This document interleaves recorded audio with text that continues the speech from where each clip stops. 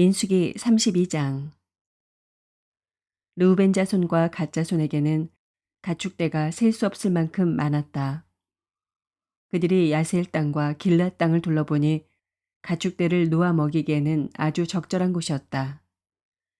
그리하여 갓 자손과 르우벤 자손은 모세와 제사장 엘르아살과 회중 대표들을 찾아가 요청하였다. 아다롯과 디본과 야스엘과 니므라와 헤스본과 엘르알레와 스밤과 느보와 부온은 주님께서 이스라엘 모든 자손 앞에서 정복하신 땅으로서 가축대가 많은 우리에게는 목축하기에 알맞은 곳입니다. 우리를 좋게 여기신다면 이 땅을 우리에게 주셔서 우리의 차지가 되게 하시고 우리는 요단강을 건너가지 않도록 하여 주시기를 바랍니다. 모세가 갓 자손과 르우벤 자손에게 말하였다. 당신들의 동족 이스라엘은 전쟁하러 나가는데 당신들만은 여기에 머물러 살겠다는 말이요. 이스라엘 자손이 주님께서 주신 땅으로 가려고 하는데 어찌하여 당신들은 동족의 사기를 꺾으시오. 내가 가데스 바네아에서 당신들의 아버지더러 그 땅을 살펴보고 오라고 하였을 때 당신들의 아버지들도 그렇게 하였소.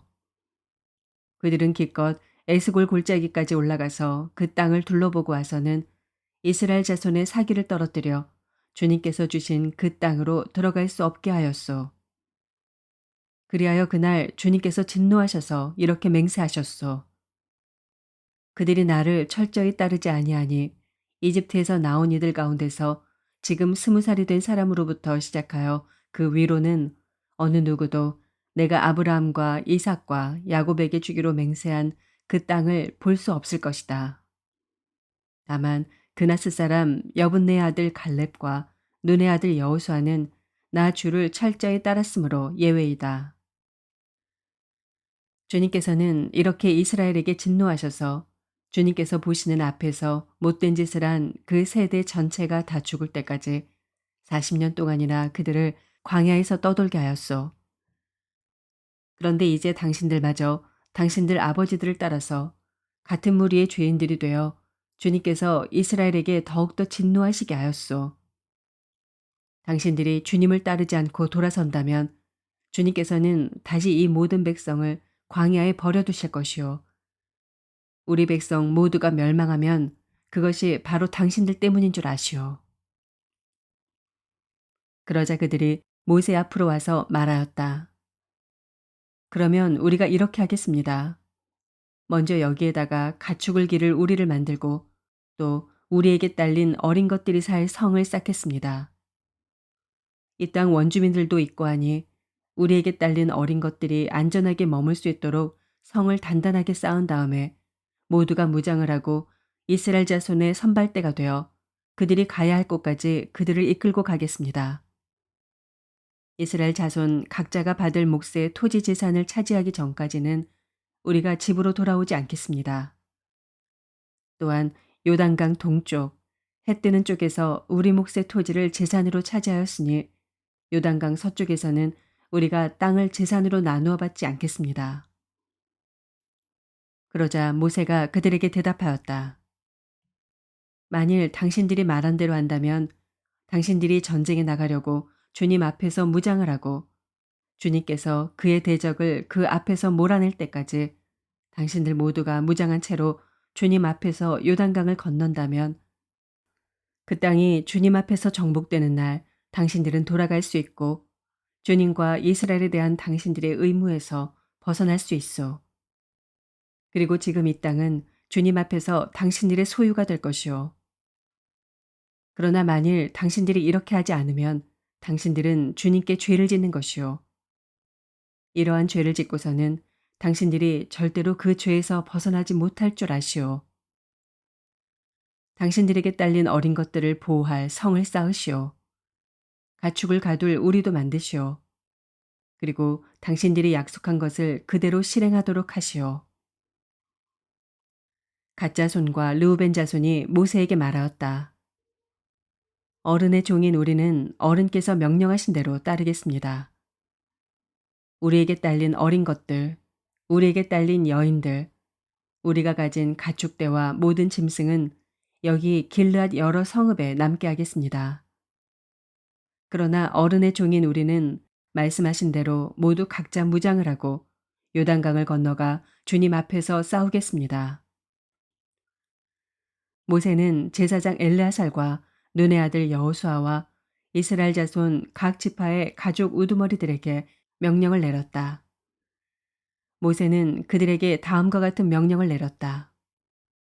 갓 자손과 르우벤 자손이 모두 각자 무장을 하고 당신들과 함께 주님 앞에서 싸우려고 요단강을 건너면 당신들 앞에서 그 땅이 정복되는 날 이 길르앗 땅을 그들의 소유로 주십시오.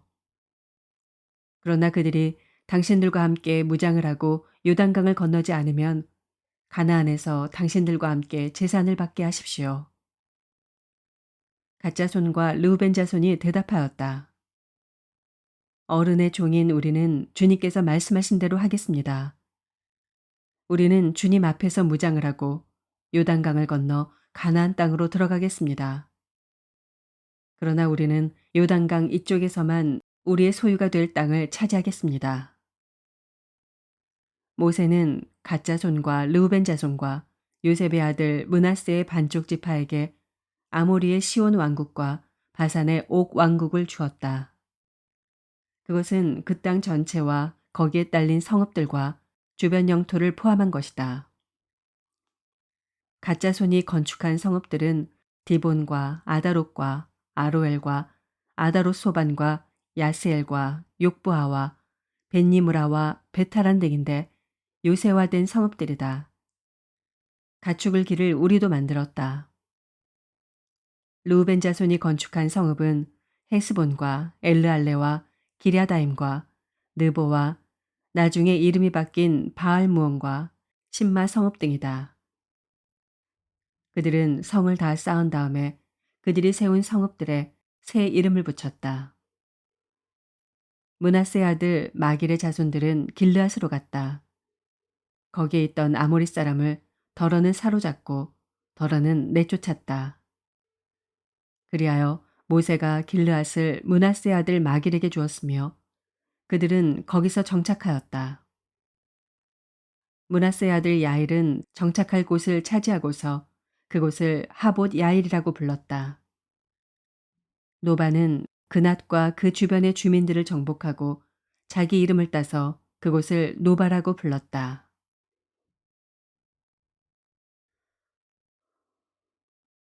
시편 77편. 내가 하나님께 소리 높여 부르짖습니다. 부르짖는 이 소리를 들으시고 나에게 귀를 기울여 주십시오. 내가 고난당할 때에 나는 주님을 찾았습니다. 밤새도록 두 손 치켜들고 기도를 올리면서 내 마음은 위로를 받기조차 마다하였습니다. 내가 하나님을 생각하면서 한숨을 짓습니다. 주님 생각에 골몰하면서 내 마음이 약해집니다. 셀라.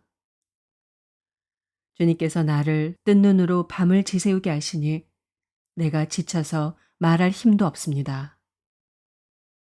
내가 옛날 곧 흘러간 세월을 회상하며 밤에 부르던 내 노래를 생각하면서 생각에 깊이 잠길 때 내 영혼이 속으로 묻기를 주님께서 나를 영원히 버리시는 것일까? 다시는 은혜를 베풀지 않으시는 것일까? 한결같은 그분의 사랑도 이제는 끊기는 것일까? 그분의 약속도 이제는 영원히 끝나버린 것일까? 하나님께서 은혜를 베푸시는 일을 잊으신 것일까? 그의 노여움이 그의 긍휼을 거두어들이신 것일까? 하였습니다. 셀라. 그때 나는 또 이르기를 가장 높으신 분께서 그 오른손으로 일하시던 때 나는 그때를 사모합니다. 하였습니다. 주님께서 하신 일을 나는 회상하렵니다. 그 옛날에 주님께서 이루신 놀라운 그 일들을 기억하렵니다. 주님께서 해주신 모든 일을 하나하나 되뇌고 주님께서 이루신 그 크신 일들을 깊이 깊이 되새기겠습니다. 하나님, 주님의 길은 거룩합니다. 하나님만큼 위대하신 신이 누구입니까? 주님은 기적을 행하시는 하나님이시니 주님께서는 주님의 능력을 만방에 알리셨습니다. 주님의 백성, 곧 야곱과 요셉의 자손을 주님의 팔로 속량하셨습니다. 셀라. 하나님, 물들이 주님을 배웠습니다. 물들이 주님을 배웠을 때 두려워서 떨었습니다. 바닷속 깊은 물도 무서워서 떨었습니다. 구름이 물을 쏟아내고 하늘이 천둥 소리를 내니 주님의 화살이 사방으로 날아다닙니다. 주님의 천둥 소리가 회오리 바람과 함께 나며 주님의 번개들이 번쩍번쩍 세계를 비출 때 땅이 뒤흔들리고 떨었습니다.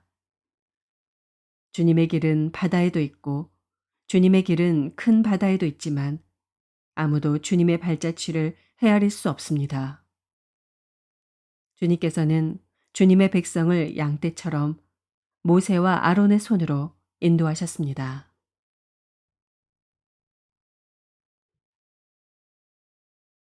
이사야서 24장. 주님께서 땅을 텅 비게 하시며 황폐하게 하시며 땅의 표면을 뒤엎으시며 그 주민을 흩으실 것이니 이 일이 백성과 제사장에게 똑같이 미칠 것이며 종과 그 주인에게 하녀와 그 안주인에게 사는 자와 파는 자에게 빌려주는 자와 빌리는 자에게 이자를 받는 자와 이자를 내는 자에게 똑같이 미칠 것이다. 땅이 완전히 텅 비며 완전히 황무하게 될 것이다. 주님께서 그렇게 된다고 선언하셨기 때문이다. 땅이 메마르며 시든다. 세상이 생기가 없고 시든다. 땅에서 높은 자리를 차지한 자들도 생기가 없다. 땅이 사람 때문에 더럽혀진다. 사람이 율법을 어기고 법령을 거슬러서 영원한 언약을 깨뜨렸기 때문이다. 그러므로 땅은 저주를 받고 거기서 사는 사람이 형벌을 받는다. 그러므로 땅의 주민들이 불에 타서 살아남는 자가 얼마 되지 않을 것이다. 새 포도주가 마르며 포도나무가 시든다. 마음에 기쁨이 가득 찼던 사람들이 모두 탄식한다. 소구를 치는 흥겨움도 그치고 기뻐 뛰는 소리도 멎고 수금 타는 기쁨도 그친다. 그들이 다시는 노래하며 포도주를 마시지 못할 것이고 독한 술은 그 마시는 자에게 쓰디쓸 것이다. 무너진 성읍은 황폐한 그대로 있고 집들은 모두 닫혀 있으며 들어가는 사람이 하나도 없을 것이다. 거리에서는 포도주를 찾아 아우성치고 모든 기쁨은 슬픔으로 바뀌고 땅에서는 즐거움이 사라진다. 성읍은 폐허가 된 채로 버려져 있고 성문은 파괴되어 조각난다. 이 땅에 이러한 일이 일어나고 거기에 사는 백성에게 이러한 일이 일어날 것이니 마치 올리브 나무를 떤 다음과 같고 포도나무에서 포도를 거둔 뒤에 남은 것을 주울 때와 같을 것이다. 살아남은 사람들은 소리를 높이고 기뻐서 외칠 것이다. 서쪽에서는 사람들이 주님의 크신 위엄을 말하고 동쪽에서는 사람들이 주님께 영광을 돌릴 것이다. 바다의 모든 섬에서는 사람들이 주 이스라엘의 하나님의 이름을 찬양할 것이다. 땅 끝에서부터 노래하는 소리, 의로우신 분께 영광을 돌리세 하는 찬양을 우리가 들을 것이다. 그러나 갑자기 나는 절망에 사로잡혔다. 이런 변이 있나? 이런 변이 또 어디에 있단 말인가? 나에게 재앙이 닥쳤구나. 약탈자들이 약탈한다. 약탈자들이 마구 약탈한다. 땅에 사는 사람들아, 무서운 일과 함정과 올가미가 너를 기다리고 있다. 무서운 소리를 피하여 달아나는 사람은 함정에 빠지고 함정 속에서 기어나온 사람은 올가미에 걸릴 것이다. 하늘의 홍수문들이 열리고 땅의 기초가 흔들린다. 땅덩이가 여지없이 부스러지며 땅이 아주 갈라지고 땅이 몹시 흔들린다. 땅이 술 취한 자처럼 몹시 비틀거린다. 폭풍 속의 오두막처럼 흔들린다. 세상은 자기가 지은 죄의 무게에 짓눌릴 것이니 쓰러져서 다시는 일어나지 못할 것이다. 그 날이 오면 주님께서 위로는 하늘의 군대를 벌하시고 아래로는 땅에 있는 세상의 군왕들을 벌하실 것이다. 주님께서 군왕들을 죄수처럼 토굴 속에 모으시고 오랫동안 감옥에 가두어 두셨다가 처형하실 것이다. 만군의 주님께서 왕이 되실 터이니 달은 볼 낯이 없어 하고 해는 부끄러워할 것이다.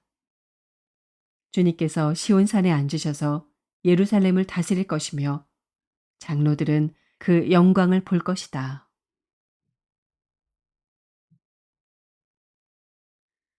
요한일서 2장. 나의 자녀 여러분, 내가 여러분에게 이렇게 쓰는 것은 여러분으로 하여금 죄를 짓지 않도록 하려는 것입니다. 누가 죄를 짓더라도 아버지 앞에서 변호해 주시는 분이 우리에게 계시는데 곧 의로우신 예수 그리스도이십니다. 그는 우리 죄를 위한 화목제물이시니 우리 죄만 위한 것이 아니라 온 세상을 위한 것입니다. 우리가 하나님의 계명을 지키면 이것으로 우리가 하나님을 참으로 알고 있음을 알게 됩니다. 하나님을 알고 있다고 하면서 하나님의 계명을 지키지 아니하는 사람은 거짓말쟁이요 그 사람 속에는 진리가 없습니다. 그러나 누구든지 하나님의 말씀을 지키면 그 사람 속에서는 하나님께 대한 사랑이 참으로 완성됩니다. 이것으로 우리가 하나님 안에 있음을 압니다.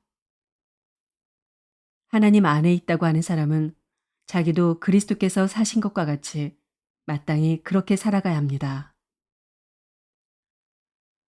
사랑하는 여러분, 내가 여러분에게 써보내는 것은 새 계명이 아니라 여러분이 처음부터 가진 옛 계명입니다.